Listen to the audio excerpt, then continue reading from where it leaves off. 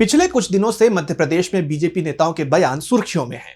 पहले कैबिनेट मंत्री विजय शाह ने भारतीय सेना की कर्नल सोफिया कुरैशी पर आपत्तिजनक टिप्पणी की, जिसमें उन्होंने कुरैशी को आतंकवादियों की बहन कहकर सेना का अपमान किया था।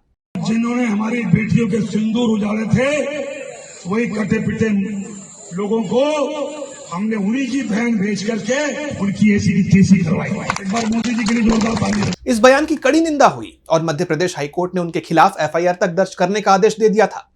इसके बाद डिप्टी सीएम जगदीश देवड़ा ने ऑपरेशन सिंदूर को लेकर एक कार्यक्रम में कहा कि पूरा देश और सेना प्रधानमंत्री के चरणों में नतमस्तक है। और यशस्वी प्रधानमंत्री जी को हम धन्यवाद देना चाहेंगे और पूरा देश की वो सेना, वो सैनिक उनके चरणों में नतमस्तक है। उनके चरणों में पूरा देश नतमस्तक है। इस बयान को कांग्रेस ने सेना के शौर्य का अपमान बताते हुए बीजेपी पर हमला बोला। देवड़ा ने बाद में सफाई दी कि उनके बयान को तोड़ मरोड़ कर पेश किया गया, लेकिन विवाद यही नहीं थमा। अब मंडला से बीजेपी सांसद और पूर्व केंद्रीय मंत्री फग्गन सिंह कुलस्ते ने डिंडौरी के एक सामूहिक विवाह समारोह में बोलते हुए आतंकियों को हमारे आतंकवादी कह दिया। उन्होंने कहा, ऑपरेशन सिंदूर पर मोदी जी ने जवाब दिया। इस देश के लिए और समाज के लिए उसकी पूरी क्षमता से सेवा की, हम उसकी बहुत सराहना करते हैं।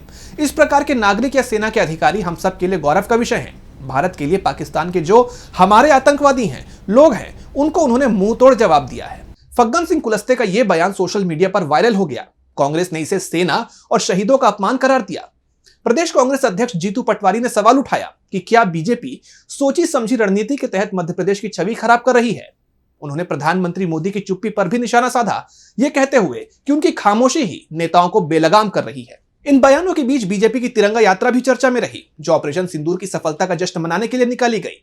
लेकिन इस दौरान राजस्थान के हवा महल से बीजेपी विधायक बाल मुकुंदाचार्य ने तिरंगे से अपना चेहरा और नाक पोंछ लिया, जिसके बाद विपक्ष ने बीजेपी पर राष्ट्रीय प्रतीकों के दुरुपयोग का आरोप लगाया। कांग्रेस का कहना है कि बीजेपी देशभक्ति को सिर्फ और सिर्फ राजनीतिक लाभ के लिए इस्तेमाल करती है। विपक्ष का कहना है कि इससे बीजेपी नेताओं की कथनी और करनी में अंतर साफ नजर आता है। एक तरफ वो देशभक्ति और सेना के सम्मान की बात करते हैं, तिरंगा यात्रा निकालते हैं, लेकिन दूसरी तरफ उनके बयान और व्यवहार सेना का अपमान करते हैं और राष्ट्रीय प्रतीकों की गरिमा को ठेस पहुंचाते हैं।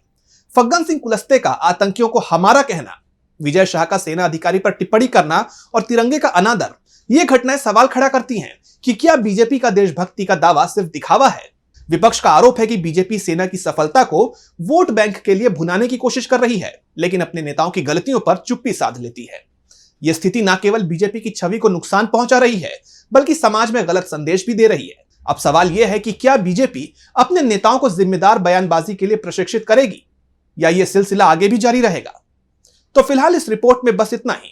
इसी तरह की तमाम रिपोर्ट्स के लिए देखते रहिए डीवी लाइव। मुझे दीजिए इजाजत। नमस्कार।